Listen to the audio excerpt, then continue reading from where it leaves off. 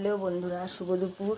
দেখো আজকে আমি চিকেন রান্না করছি। এটা একটু অন্য রকম, একটু ভিন্ন রকমের।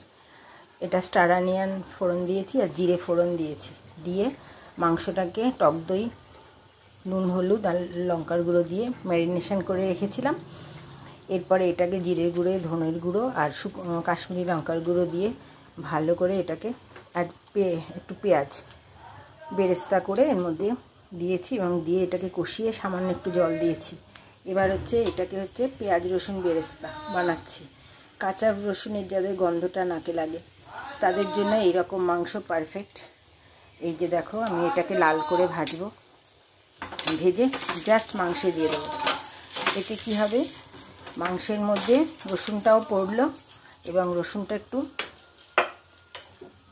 ভাজা ভাজা হওয়ার দরুন এটা নরম হয়ে যাবে আর কাঁচা গন্ধটাও থাকবে না।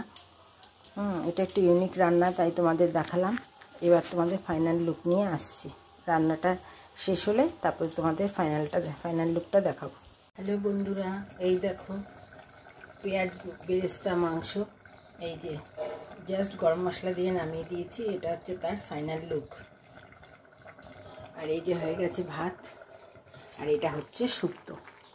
শুক্তোর মধ্যে একটু শস্য পোস্ত বাটা দেব, দিয়ে একটু মিষ্টি দিয়ে নামিয়ে দেব।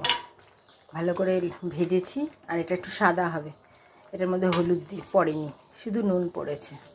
আর সব সবজিটা ভেজে একটু জল দিয়ে জাস্ট এটা সিদ্ধ করে নিচ্ছি। এরপরে শস্য পোস্ত বাটা দিয়ে আর সামান্য একটু মিষ্টি আর একটু ঘি দিয়ে নামিয়ে দেবো। শুভ দুপুর।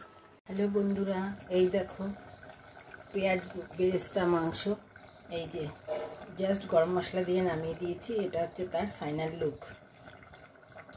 আর এই যে হয়ে গেছে ভাত, আর এটা শুক্তো। শুক্তোর মধ্যে একটু শস্য পোস্ত বাটা দেব, দিয়ে একটু মিষ্টি দিয়ে নামিয়ে দেব। ভালো করে ভেজেছি আর এটা একটু সাদা হবে।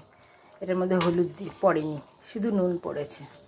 আর সব সবজিটা ভেজে একটু জল দিয়ে জাস্ট এটা সিদ্ধ করে নিচ্ছি। এরপরে শস্য পোস্ত বাটা দিয়ে আর সামান্য একটু মিষ্টি আর একটু ঘি দিয়ে নামিয়ে দেবো। শুভ দুপুর।